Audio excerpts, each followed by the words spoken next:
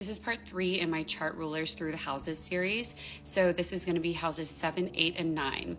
Your chart ruler is the planet that rules your rising sign. So whatever your rising sign is, which is where your first house begins if you're looking at a Placidus chart, and it's the entire sign of your first house if you're using whole sign, whatever planet rules that sign is your chart ruler. If you don't know how to figure this out, or you're not sure what your rising sign is or your chart ruler, go to the app Astra, put in your birth information. You have to put in your birth time in order to have a rising sign. And then click Ask Me Anything, ask it what your chart ruler is, ask it what house your chart ruler is in, and then come back and watch whichever part is relevant. So if your chart ruler is in the 7th house, a lot of people I think that this only means things related to like marriage or romantic partners. It does not mean just that. The 7th house means a lot of things. And when we think about the types of relationships that it refers to, we are thinking about long-term committed relationships or partnerships. This can be long-term business partnerships. This can be your marriage or your long-term relationship, romantic relationship. It can be long-term, very close committed friendships. It's about long-term commitment to a dynamic with another person. And people with their chart ruler in the 7th house often see themselves through a lens that is very much like affected by how they feel like they are seen by the people that they're in these partnerships with. It'll be important for these people to learn boundaries in relationships in this lifetime. And that again can be business partnership boundaries. It can be romantic partnership boundaries. It can be any kind of thing. And a lot of the time, I think before they've really learned a lot of the boundary lessons, they don't speak up specifically probably in a romantic relationship when they feel some kind of way or they aren't pleased with something. They oftentimes keep their mouth shut when they should say something because they don't want to rock the boat or they don't, want to cause drama or strife. So they might not say something even if they would say something in other aspects of their life, or even if they would encourage other people in their life to say something if they were in this situation. I do find that they just are a little bit too submissive. They aren't good at boundaries necessarily unless that's something they've really worked through already. These people like to bounce ideas around. They're usually pretty good conversationalists. They're also usually rather charming. They might go back and forth a lot on big decisions, specifically where commitment is involved, like a big decision that involves long-term commitment, whether it's a career or a house or a partnership or a marriage. Like, they will waffle a lot before they decide what it is they want to do. And I think often too that they will kind of like avoid, this is not always the case, but they will often avoid a big commitment. And it's not because they're purposely avoiding the commitment. It's they're more avoiding needing to make the decision about the commitment. It's not that they've decided for sure they don't want to do it. It's they haven't arrived at their decision yet and they're avoiding doing that. I do think they tend to feel happier and seem more themselves when they are spending a lot of time with people they feel very close to, with these people that they have these committed connections with. Interestingly, I think that they do usually have somebody from their past who it can go either way. They'll have a person from their past who they pine after or like think about for the rest of forever, or they have a person from their past that pines after them and thinks about them for the rest of forever. And lastly, I think it's really common for these people to work in sales, and whether that's in like retail type sales or like sales, really common.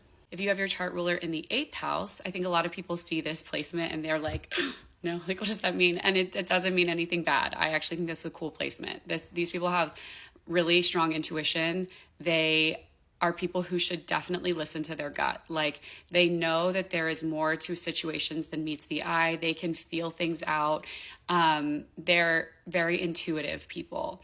They also might have kind of strong personalities, which is not a bad thing. I think people hear that and think that that's a bad thing. It is not. And I think too that even though they may or may not be, but they may be very social, they also are people who do really value alone time. So this kind of goes with what I already said, but they're super insightful. I find that they're also usually very hardworking. They interestingly seem very mysterious or intriguing from afar. That's not to say that if you start talking to them, they won't just like tell you their whole life story. They might not. But from afar, they seem or look or appear to be very intriguing, very mysterious, very interesting, kind of cool, kind of like just you want to talk to that person because they seem so like interesting or intriguing or cool. everything I've just said. They might be the recipient of an inheritance, or they might come into money later in life.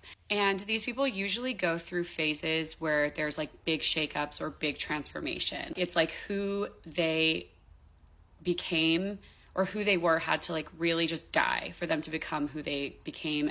And this might happen repeatedly throughout their life. It's not just like a low-key shift throughout the course of their life. It's usually pretty dramatic, drastic transformations into the new version of them. Also, I find that these people do kind of often seem to have an experience where a big commitment in their life, like a big partnership that they thought was going to pan out, does not pan out. And obviously that can be said probably for the vast majority of us, but I just think it's really, really common for it to feel like something that was you were so certain that it was going to be like your lifelong thing, and then it crashes and burns, or something happens to the person or something like that. Like I do find that that's a thing that happens. Not always. It does show up. People with their chart ruler in the 9th house are usually a bit of a dreamer. They're usually pretty outgoing, very active. They often seem very jovial, like they're just enjoying life, like they really do give, that they just have this joy about life. They are pretty likely to have pursued higher education or to become experts in their field. And they really pride themselves on their intellect or their education or their skill set. They usually have pretty big personalities that kind of like lends itself to that kind of jovial nature that they have. They also have strong opinions, usually rooted in their like values, and they're perfectly willing to share those opinions. They might be somewhat domineering, kind of goes in with that big personality, strong personality thing. They might also be easily bored, which is why they're often always doing something. And some of what they're often doing is traveling. These people are very likely to travel a lot, or to desire to travel a lot. Like they're on the go. Even if they're not traveling, they're like on the go. They may be impatient. They usually have lots of energy, and they are like lifelong learner types. Like they are, and whether that learning is academic or immersing themselves in culture when they're traveling. And it's just, yeah. So for next part, I will do houses 10, 11, and 12. And I am sorry that this has taken me a long time. The holidays got to me, but I'll be back ASAP.